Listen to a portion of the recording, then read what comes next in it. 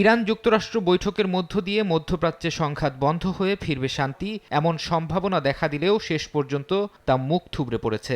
পাকিস্তান থেকে মার্কিন ভাইস প্রেসিডেন্টের দেশে ফিরে যাওয়াকে বিশ্লেষকরা যুদ্ধ বন্ধের কূটনৈতিক পদক্ষেপের জন্য বড় এক ধাক্কা হিসেবে দেখছেন। অনেকের মতে দুই দেশের মধ্যে আস্থার যে সংকট ছিল তা এই উচ্চ পর্যায়ের আলোচনায় দূর করা সম্ভব হয়নি। পরমাণু ইস্যুতে ইরানের অনড় অবস্থানকে বিশ্লেষকরা দেখছেন দেশটির জাতীয় নিরাপত্তা নিশ্চিত করার একটি ঢাল হিসেবে। ইরান তার সার্বভৌমত্ব রক্ষায় কোনো আপোষ করতে রাজি হয়নি। অন্যদিকে এই ইস্যুতে ছাড় দেয়নি যুক্তরাষ্ট্র। বিশ্লেষকদের আশঙ্কা, কূটনৈতিক পথ বন্ধ হয়ে গেলে ইসরায়েল ও ইরানের মধ্যে সরাসরি সংঘাতে জড়ানোর ঝুঁকিও বহুগুণ বেড়ে যাবে।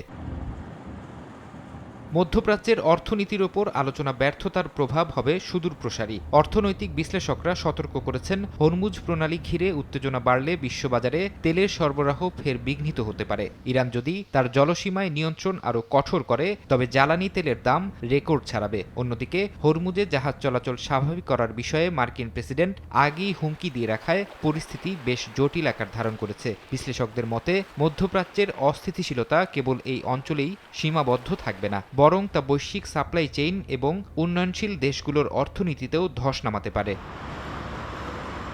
বিশ্লেষকরা মনে করছেন, ট্রাম্প প্রশাসনের সর্বোচ্চ চাপ নীতি ইরানকে আরও রক্ষণশীল করে তুলতে পারে। তবে কেউ কেউ বলছেন, ইরান যুক্তরাষ্ট্রের দীর্ঘদিনের অমীমাংসিত ইস্যু একদিনের সমাধান হওয়ার বিষয় না। এখনও আলোচনার দরজা পুরোপুরি বন্ধ হয়নি বলেও মনে করেন কেউ কেউ।